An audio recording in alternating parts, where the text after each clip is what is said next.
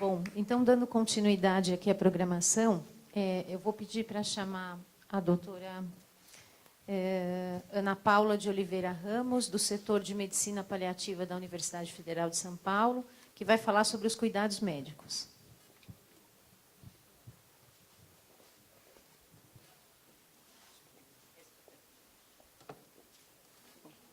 Bom dia. Gostaria de agradecer o convite de vir falar com vocês. É sempre uma honra poder participar. Me pediram para falar um pouquinho de cuidados médicos em home care. Tá? Dr. Oswaldo foi muito claro em relação à solicitação médica, mas home care é uma palavra em inglês, e isso traz muita confusão.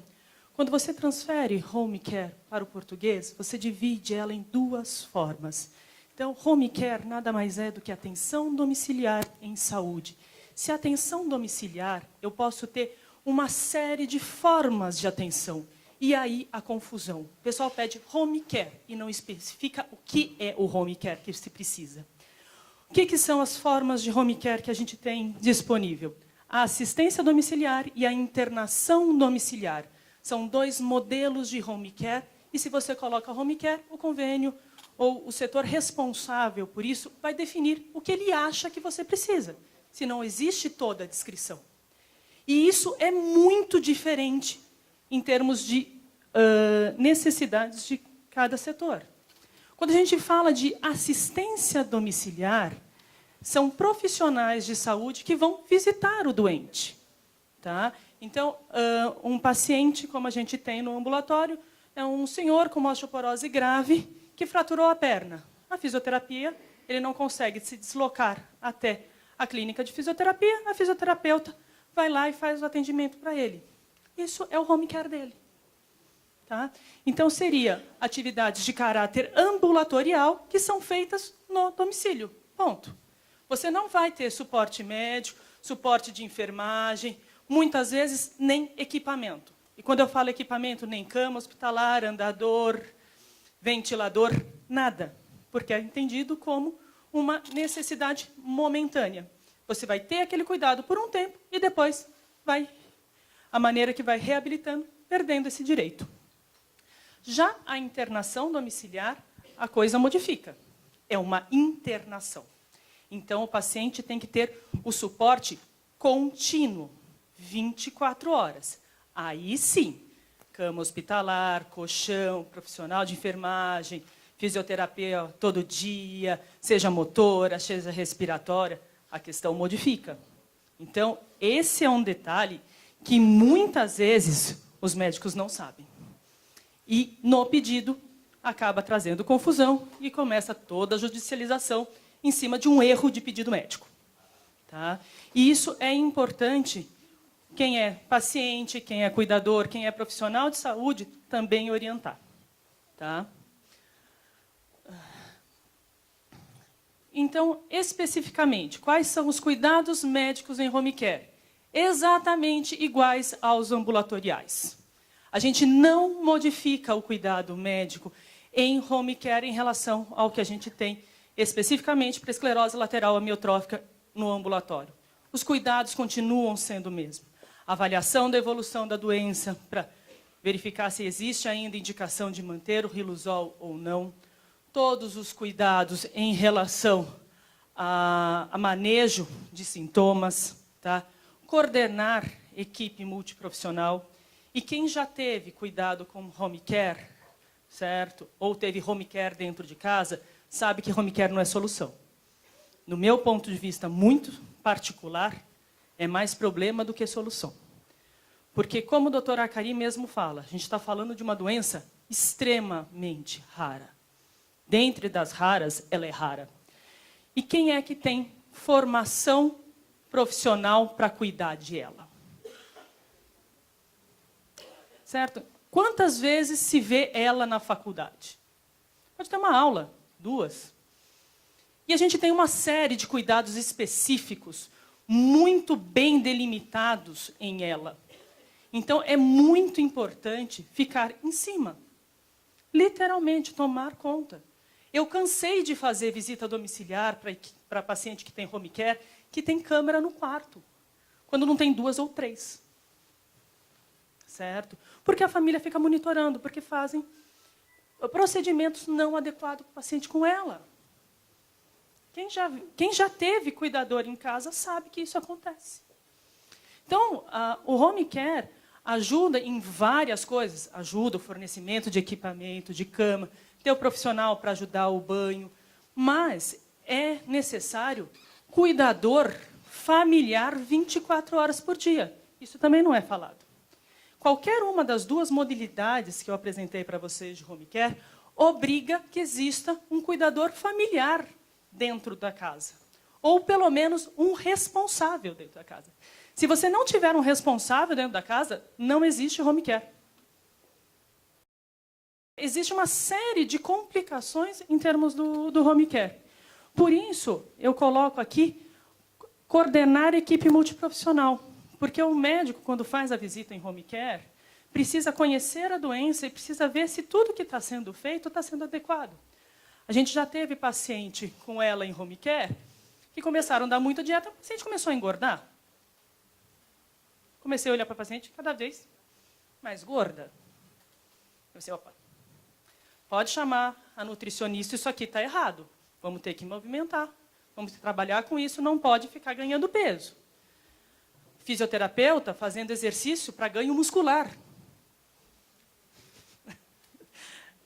É para rir, né? Mas acontece. Então, a necessidade de coordenar a equipe é importante da equipe médica. Mas quem está lá no 24 horas por dia, olhando e monitorando? A família. Tá?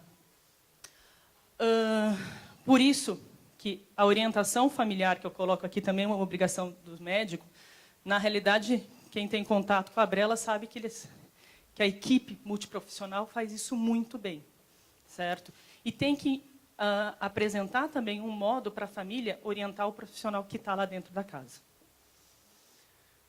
Quais são os sintomas que mais a gente cuida em termos de home care? Manejo de sintomas. Estou falando com muita novidade para vocês. Controlar a ansiedade, cãibra, depressão, fasciculações, insônia, os risos e choros imotivados, aqueles choros que duram horas, às vezes dias, né? A salivação excessiva. É isso que a gente faz. Orientação, ver se está direitinho em relação à alimentação, se a gastrostomia está direito, se está tendo alguma lesão de pele junto à gastrostomia. Coisas que a gente orienta no home care, por exemplo, sempre ter em casa uma sonda de troca de gastrostomia para os pacientes que têm gastrostomia. Estourou o balão, a gente ensina. Eu tenho famílias que não têm suporte de home care, que faz a troca sozinha. A gente orienta isso e é extremamente factível para um leigo orientado fazer essa troca em domicílio. Tá? E se faz. Então, se de repente, se o profissional de saúde que está lá não tem a competência, a família tem que saber como lidar com essa situação.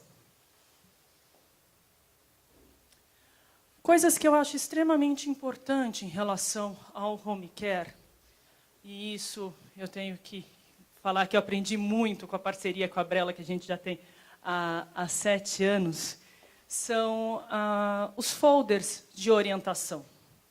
Isso aqui, grudado na parede do quarto, certo? Plaquinhas, lave a mão antes de entrar no quarto. Tá? As plaquinhas de orientação em relação em emergência com ventilador mecânico. É extremamente importante estar à vista. Tá? Agora, estamos numa fase um pouco mais tranquila, mas na época dos apagões, o que a gente faz com quem depende de um BiPAP? Cujo no break tem um tempo de duração de 4 horas. Se eu tiver 2, 8 horas, e a gente fica sem luz 12. Eu tenho programado uma falta de luz na minha casa para 12 horas, dia 12 de outubro. E aí? O que eu faço com o doente? Se tiver home care, como é que eu vou deslocar esse paciente? Coisas que são importantes saber. Faltou luz. Para quem que eu tenho que ligar? Esse número tem que estar à mão. Se eu dependo a vida desse paciente de alguma coisa que depende de energia elétrica, eu preciso ter a orientação, a companhia energética, de restabelecimento precoce, e se não tiver, certo? Saber o que na região tem gerador. A gente já teve situação de transportar paciente para o supermercado. Né? Porque acabou a luz, acabou no break, e eu precisava ventilar a paciente. Certo? Ela foi até um supermercado, ligou na tomada, e ficou lá até a luz voltar, no meio do supermercado. São orientações que parecem besteira, mas que fazem uma diferença brutal. E na hora do corre-corre, acabou a luz, cadê? Certo? Ah, está dentro de uma gaveta, dentro de uma pasta, até achar. Grude na parede. É fantástico isso, você nunca perde. Tá? Telefone de emergência. O bipap quebrou, eu preciso saber aonde eu vou ter o reserva. Certo? Está dando alguma falha, para quem que eu tenho que localizar? Esse tipo de informação é importante e é um cuidado médico, que se eu não fizer esse cuidado, eu demorar meia hora fora de um ventilador, o paciente morre, né? Então, são cuidados que a gente tem que ter muito, muito claros. Tá? E sempre de forma precoce. Não adianta, na hora que deu o problema, a gente correr atrás para tentar grudar na parede. Tá? Em relação a... Foi falado em termos de colchões especiais, tudo isso. Pacientes com esclerose lateral é muito difícil apresentarem escaras em específico. Tá? Existe alguma qualidade de pele específica que não tem. Quando a gente vê paciente com ela, com escara, é por causa de outra comorbidade e não a ela. Tá? Aí a gente tem algumas opções que também são interessantes. Tá? Por exemplo, os colchões pneumáticos. Tá? O colchão pneumático foi desenvolvido, na realidade, para pessoas obesas. O que são os colchões pneumáticos? É um colchão de ar. Não serve de água, tá bom? Colchão de água, existe uma troca de calor muito grande. Então, no frio, é um ótimo cubo de gelo para esfriar o paciente, e no calor, queima, que é uma beleza, porque retém calor. Colchão de água não é uma boa opção. Tá? Colchões de ar são mais apropriados. E ele é ligado numa bombinha. Eles são vários gomos. Tá? E essa bombinha faz o quê? Liga na tomada, ela vai inflando e desinflando esses gomos de uma forma coordenada. E vai dando uma massagem no paciente. Isso tira o ponto de pressão, evita ou auxilia a formação de escara e dá bastante conforto. Isso inicialmente foi desenvolvido para pacientes obesos, que faziam ferida com muito mais facilidade. Hoje é extremamente difundido, então quando ele foi lançado, ele custava na base de R$7.000. Hoje você paga ele em torno, aqui em São Paulo, tá? Entre R$600 e R$700. Tá? A gente fez um levantamento atual disso. Então, ele vem com a bombinha. Como é um colchão de plástico, de ar, né? De tempos em tempos ele fura. Tá? Cuidado também para não deixar nenhum pérfuro cortante em cima da cama, mas ele fura. E daí você consegue trocar exclusivamente a parte plástica, a bombinha fica. Então, você vai comprar um colchão de ar em torno de R$100, R$150. Tá? Isso dá muito conforto para quem fica na cama o tempo inteiro. Tá? Então, é uma dica em relação ao cuidado e que o Home Care fornece para vocês. Tá? Como eu falei, esses são pacientes reais que a gente acompanhou. Tá? Cada momento da doença vai necessitar uma necessidade, um cuidado diferente. Aqui, esse paciente conseguia muito bem ser cuidado simplesmente com uma assistência hospitalar. Depois, mais para frente, ele precisou, sim, de uma internação hospitalar com gastrostomia, BIPAP, traqueostomia. Esse paciente a gente optou por não traqueostomizar e ele acabou não traqueostomizando. Tá? Essa moça que está começando acompanhamento com a gente, tá? Uma série de outras complicações também, ela vem de 7 Barras, perdão, certo? Quase 4 horas de viagem para chegar até o nosso ambulatório. Tá? Ela consegue fazer um sistema de cuidado menos intensivo do que uma assistência domiciliar. Agora, Dona Maria Rosa, tá? Eu posso falar o nome porque ela me autorizou a mostrar a foto, tá? Ela já é uma internação hospitalar. Tá? internação domiciliar, perdão, com ventilação mecânica, traqueostomia, dependente 24 horas. E eu queria falar um pouquinho especificamente do caso da Maria Rosa. A Maria Rosa tem convênio, conseguiu a home care, só que ela mora em Laje de Pedra. Torre de Pedra. Eu sempre erro o nome da cidade. Torre de Pedra. Torre de Pedra fica a 80 quilômetros de Botucatu. Tá? Uma cidade de 3.000 habitantes inteirinhos. E aí, qual é o problema? O convênio não liberava, porque não tinha suporte para ter equipe profissional em Torre de Pedra. Com a ajuda da irmã, ela acabou vindo morar em São Paulo, num apartamento emprestado, até que, por um conflito familiar, o cunhado pediu o apartamento de volta, ela teve que voltar para a Torre de Pedra. E aí começa a briga com o convênio para fazer essa transferência.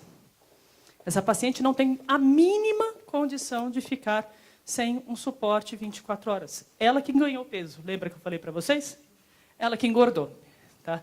E engordou a bagatela de 8 quilos, tá? Não foi pouca coisa.